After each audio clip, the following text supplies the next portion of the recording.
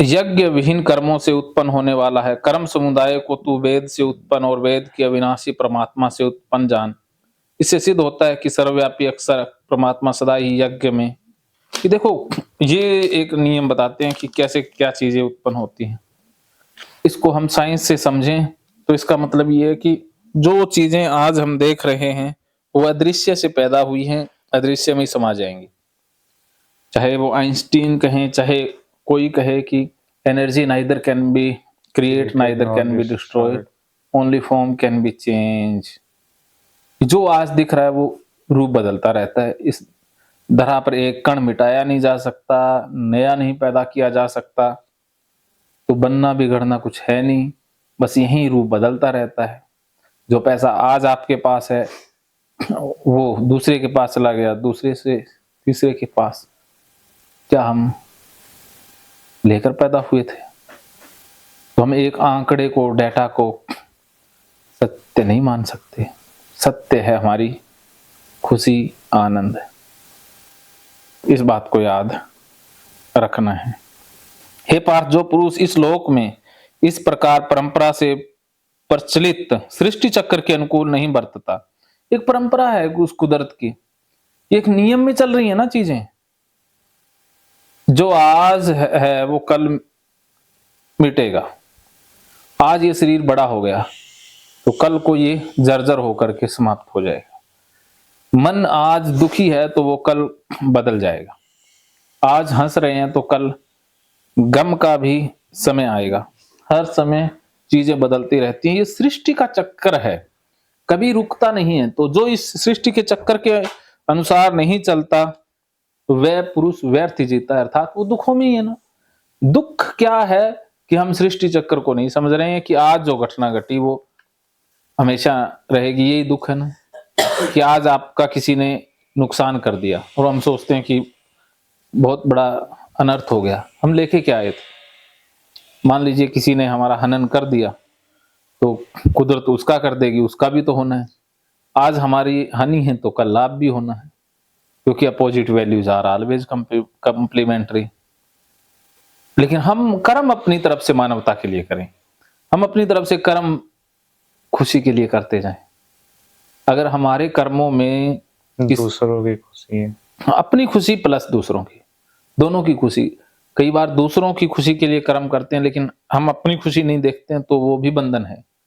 जैसे कोई जॉब कर रहा है, परिवार वाले तो खुश होंगे क्योंकि पैसा आ रहा है, लेकिन उसको तो आनंद नहीं है, तो वो है तो बंधन ही ना। जिसमें आपकी खुशी और दूसरों, हाँ, दोनों की। ऐसा नहीं हो कि जैसे आपको तो किसी आदमी को मारकर खुशी मिलती है लेकिन दूसरों का तो दुख है ना उसमें, है? आप तो कहो मुझे तो बैंक में डाका डाल के खुशी मिलती है, लेकिन उससे तो लोगों का तो नुकसान हो रहा है ना। खुद की खुशी प्लस दूसरों की। फिर वो कर्म बेस्ट है। ओके। परंतु जो मनुष्य आत्मा में रमण करने वाला, आत्मा में तृप्त, आत्मा में ही संतुष्ट, उसके लिए कोई कर्तव्य नहीं। अर्थात जो संतुष्ट हो गया, जो कहता है मैंने जो करना था कर लिया, जो प्राप्त करना था कर लिया, अब मैं संतुष्ट हुआ, जैसे संत महात्मा हो जाते हैं। अब कुदरत फिर उनसे कर्म करवा लेती है। कुदरत कहती है भी चलो तुम अपने लिए नहीं कर रहे तो अब मैं तुझसे अपने लिए करवाऊंगी। तो वो फिर मानवता के लिए उससे बड़े कर्म करवाती है। जो इंसान खुद को संतुष्टि के स्तर पर ले आता है, क्रिएटिविटी, नए आविष्कार उसी के मन में भेजे जाते हैं। जो ये सोचे कि मैं बम बनाऊंगा और मानवता को बर्बाद कर दूंगा, तो कुदरत ऐसे मनुष्यों के मन में थोड़ी ना कोई नया विचार डालेगी। जिन लोगों ने बम बनाए तो उन लोगों को सुसाइड करना पड़ा। जिन्होंने हिरोशिमा नागासाकी पर बम तो आई थी ओपेनहाइमर, हैं? ओपेनहाइमर आई तो थी। ओपेनहाइमर नोलन की मूवी। कौन सी थी? Oppenheimer, Robert Oppenheimer. अच्छा, नेटफ्लिक्स पर है? वो भी रिलीज हो चुकी हिंदी में? English Hollywood film, atomic bomb वही बनाए थे। हाँ, उसी पर है मूवी। हाँ, तो उसका जीवन क्या हुआ? अभी मुझे भी नहीं पता। हाँ, तो उसने सुसाइड किया। आपको पता है? हाँ।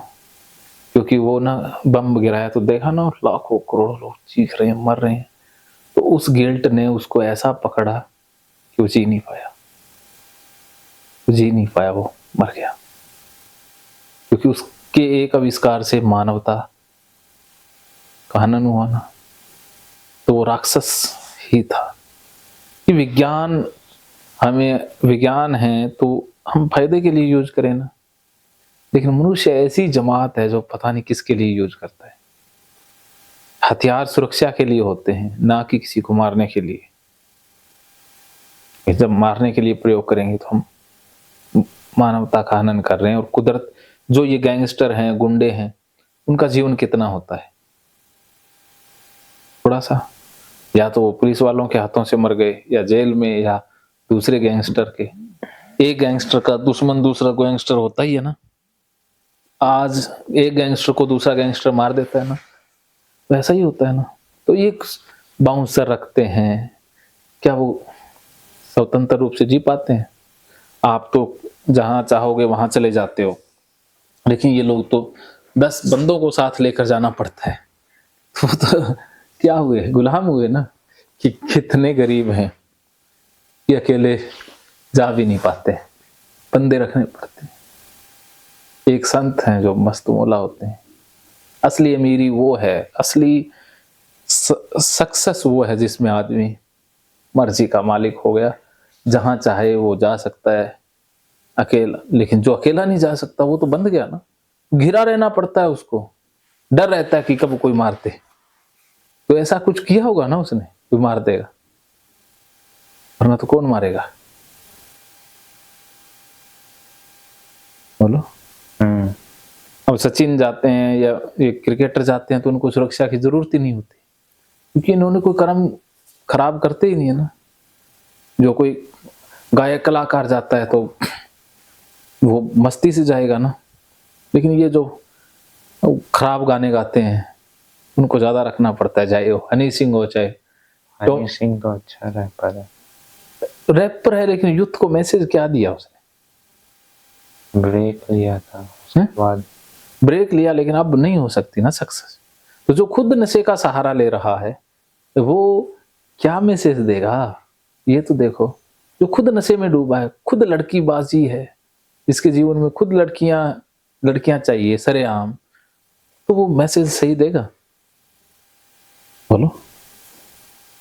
क्योंकि लड़कों को वही चीज चाहिए, उसी चीज से उनको एक इंसाइट मिलती है, वो उनकी उत्सुकता होती है, तो इसीलिए लोग उनको देखते हैं। कोई वैल्यू एड होती है क्या उनके गानों से? हैं? तो जिंदगी में जैसे लता के, किशोर के हम गाने सुनते हैं तो एकदम भाव विभोर हो गए, शांत होते हैं ना। तो गाने सुनने का फायदा हुआ ना कि हमारा स्ट्रेस रिलीज हुआ, मन रिलैक्स हुआ। हनी सिंह के गाने सुन के कौन सा स्ट्रेस रिलीज हुआ? अलबत्ता स्ट्रेस, लालच, एक सेक्सुअलिटी बढ़ी ना। बोलो। हैं?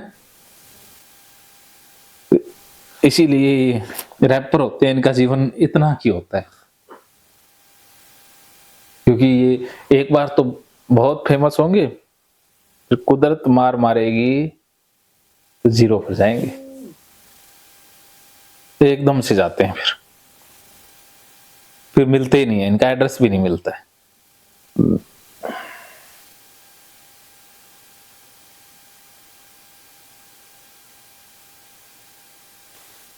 उस महापुरुष का इस विश्व में न तो कोई कर्म करने से प्रयोजन होता है, न कर्मों को न करने से न कोई प्रयोजन रहता है। संपूर्ण प्राणियों में उसका किंचन मात्र विश्वास संबंध नहीं रहता।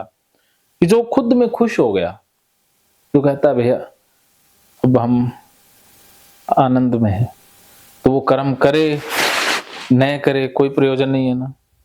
न तो वो कहेगा कि मुझे ये करना है, न कहेगा नहीं करता, वो कहता जो होगा सो देखा जाएगा। कुदरत चाहेगी तो करवा लेगी, कुदरत नहीं चाहेगी तो नहीं होगा। अब कुदरत चाहेगी कि किसी का उद्धार करना है तो वो कुदरत भेजेगी ना। तो उन्होंने अपने आप को छोड़ दिया, अब कुदरत के हुक्म को वो मान रहे हैं, वही मुक्त हुए। उसका कोई स्वार्थ नहीं है कि मुझे धर्म की रक्षा करनी है, मुझे तो इस धर्म को बचाना ही है, मैं तो इस धर्म को बचा के रहूंगा। मैं तो इस भगवान की रक्षा करके ही रहूंगा। तो ये सारे ढकोंसले है, ठीक है। तो कहते हैं ना, जिसने मिटना है उसको तो बचाने का प्रयोजन ही नहीं, और जिसको बचना है उसको मिटाने का प्रयोजन ही नहीं है। बस संतुष्ट रह के जो कर्म करेंगे वही वो असली कर्म है। समझ में आ रहा है ना? इसलिए तू निरंतर आसक्ति से रहित होकर सदा कर्तव्य कर्म को भली भांति कर। वही कि कर्म तो हमें करना है, कि कर्तव्य कर्म जो कुदरत ने हमें दे दिया है, कुदरत ने आपको जो कर्म दिया ना, उसको तो आपको करना ही पड़ेगा, उसको आप छोड़ नहीं सकते। कदापि अर्जुन को कर्तव्य दिया युद्ध करने का, तो वो छोड़ नहीं सकता। आपको कर्तव्य दिया है कुदरत ने जो कर्म करने का, उससे आप भाग नहीं सकते। भागना बुजदिली है, अगर भागोगे तो पाप के भागीदार हो जाओ। इसलिए तू निरंतर आसक्ति से, उसमें छोड़ दो लाभ हानि, चाहे मुझे सक्सेस मिले चाहे फेलियर मिले, मुझे कर्म तो करना है। चाहे मुझे फायदा हो चाहे नुकसान हो, मुझे कर्म तो करना ही है।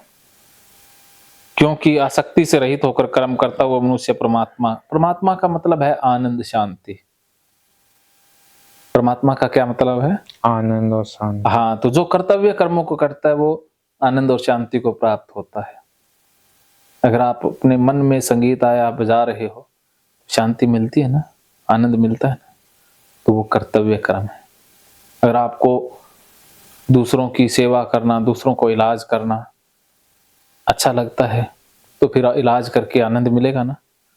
ये तो नहीं है कि पैसे कमाएंगे, कोठी बनाएंगे, बड़ी बड़ी गाड़ियां लेके आएंगे, फिर वो गाड़ियां भी आ जाती हैं, बंगले भी बन जाते हैं, लेकिन आनंद शांति छिन जाती है। इसलिए कर्तव्य कर्मों को करो, आनंद शांति बढ़ेगी। और ये एक और खास बात है, अगर आनंद शांति बढ़ी तो मटेरियलिस्टिक चीजें भी आ जाएंगी, पैसा भी बहुत आएगा, गाड़ियां भी बहुत आएंगी। पहले स्पिरिचुअलिस्टिक होनी चाहिए, हाँ, फिर सारी चीजें आ जाएंगी। पहले अगर मटेरियलिस्टिक हैं तो स्पिरिचुअलिस्टिक चीजें गायब हो जाएंगी, स्पिरिचुअलिस्टिक हैं तो मटेरियलिस्टिक चीजें भी आ जाएंगी। तो डबल बेनिफिट है इस सोच के अनुसार चलने में। जनक आदि ज्ञानी जन भी आसक्ति से रहित कर्तव्य कर्म द्वारा ही परम सिद्धि को प्राप्त हुए।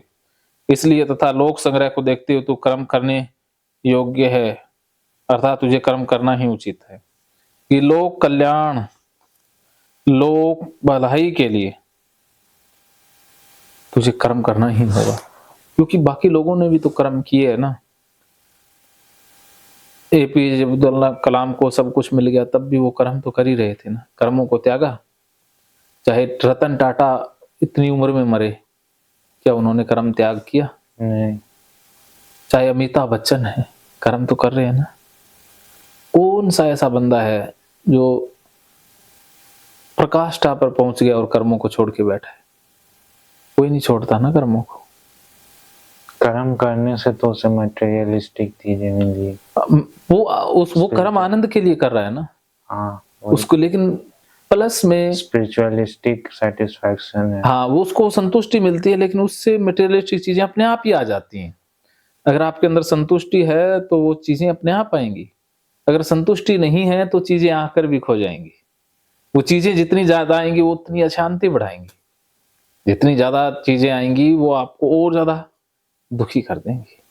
इसलिए अगर स्पिरिचुअलिस्टिक सोच नहीं है तो चीजें भी आना खतरनाक होगा। आपके पास पैसा आया तो आपका अहंकार बढ़ेगा, गलत काम बढ़ेंगे, ड्रग्स का इस्तेमाल हो जाएगा। तो हनी सिंह के साथ यही हुआ ना, कि उसकी सोच में स्पिरिचुअलिज्म नहीं था, तो पैसा आया, सक्सेस आई तो ले डूबा ना, ड्रग्स। देखा ना हाल। तो 10 साल से अभी तक उबर नहीं पाया, और अब उबरने की सोच रहा है, लेकिन अब वो बात कभी नहीं बनेगी, क्योंकि अब उसकी साइकेट्रिक मेडिसिन चल रही है। क्या उसके अंदर वो क्रिएटिविटी आने देगी? क्या वो गाना लिख पाएगा दवाइयां खा करके? नहीं। जो सेडेटिव मेडिसिन है, क्या वो दिमाग के पुर्जे ओपन होने देगी? क्या वो कामों में वो निखार आने देगी जो पहले था? तो इसीलिए एक बार गड़बड़ कर दी तो कुदरत छोड़ती नहीं। क्या समझे? स्पिरिचुअलिस्टिक सेटिस्फैक्शन मिलना चाहिए कर्म। तो अब आपके अंदर कितना सेटिस्फैक्शन का लेवल बढ़ा? हंगर बढ़ गई है? हंगर बढ़ गई। हंगर बढ़ गया। अब क्या करना चाहते हो लाइफ में? सक्सेस। है? सक्सेस। सक्सेस। तो इसके लिए क्या कर्म करोगे अब? जिसमें स्पिरिचुअलिस्टिक सेटिस्फैक्शन मिलती है, तो काम करते रहेंगे। तो ऐसी ऐसी खुशी आपको किस में मिलती है? बताओ। कर्म में। कौन सा कर्म? जो कर्म दिया गया। आपको क्या कर्म दिया गया है? पढ़ने का। पढ़ोगे? मैं नहीं कह रहा पढ़ने का, आप खुद कह रहे हो। और मैं कर्म के लिए आपको मोटिवेट कर रहा हूं। कर्म का चुनाव आपने करना है। कि मैं आपके लिए कर्म का चुनाव नहीं करूंगा, मैं कर्म के लिए आपको प्रेरित कर रहा हूं, ना कि कर्म का चुनाव कर रहा हूं। मेरी इस बात को याद रखना हमेशा। एक काउंसलर की यही बात होती है। असली काउंसलर आपके कर्मों का चुनाव नहीं करेगा, लेकिन वो आपको कर्मों के प्रति प्रेरित करेगा। हाँ, मोटिवेट। हाँ, तो मैं मोटिवेट कर रहा हूं, मैं आपको सच्चाई बता रहा हूं, लेकिन चुनाव तो आपको करना है। ठीक है। तो बहुत अच्छी वार्ता हुई आपसे। मुझे अर्जुन जैसा एक स्टूडेंट मिला और मुझे पूर्ण उम्मीद है कि आगे भी हमारी ये बातचीत जारी रहेगी हमेशा। अब आपने इतना ही कहना पिताजी को कि यहाँ पर तो मैंने सीख लिया, इससे ज़्यादा सीखूंगा तो मेरा माइंड हो जाएगा फुल। तो इसलिए ज़्यादा सीखने की कोशिश नहीं करनी, क्योंकि आप सीख तो गए, जब तक करोगे जब ज़्यादा आएगा ना। तो आप कहना कि मैं प्रैक्टिस करूंगा, ओके है, और मुझसे फ़ोन पर जुड़े रहो जाओगे, मैं सर से फ़ोन पर बात करता रहूँगा। बस इसी के साथ हमारी काउंसलिंग पूर्ण होती है। दोपहर बाद फिर से सेशन शुरू करेंगे, उसमें कैथारसिस तो होगा ही होगा शाम को। Very good. और 7-5 मिनट का दौड़ने वाला रहेगा। उसके बाद रहेगा विदाई। सुबह आपकी ट्रेन बुक कर लेना। और अभी बज गए हैं 2, 3, साढ़े 3 बजे के करीब फिर से सेशन शुरू करेंगे। वो चलेगा 4 बजे तक, 5 बजे तक। उसके बाद फिर कैथारसिस लास्ट में, ठीक है। और बीच में इंटरव्यू होमवर्क का सेशन रहेगा। अगर होमवर्क में आप चाहते हो तो आपके पिता को शामिल करूं, नहीं तो आपको ही दे देता हूँ। होमवर्क कैसा होमवर्क? जो प्रैक्टिस घर पे करनी है कर लीजिए सामने पर देखकर। हाँ, लेकिन बीच में उनकी राय मैं एक्सेप्ट नहीं करूंगा। तो रहने दीजिए। हाँ, क्योंकि वो अगर पढ़ने का कहेंगे वो मुझे मंजूर नहीं। रहने दीजिए, मुझे ही दे दीजिए होमवर्क। हाँ, होमवर्क आपको ही दे दूँ। वो ज़्यादा बेटर है उनको इंक्लूड करने से। हाँ, उनको इंक्लूड नहीं करेंगे, ठीक है। क्योंकि देखो, मैं दोबारा बता देता हूँ, उनको यही बात समझानी है कि सर मुझे कर्मों के लिए प्रेरित कर सकते, मेरे कर्मों का चुनाव नहीं करेंगे। पढ़ना है या नहीं ये चुनाव, हाँ, ये चुनाव मैंने करना है, सर को नहीं करना है। सर ये कहेंगे भी कर्म करना है, ठीक है। मैं कर्म करना सिखा रहा हूँ। ओके, बहुत बहुत धन्यवाद। बड़ा अच्छा लगा। मानो तो मौज है, वरना समस्या तो हर रोज।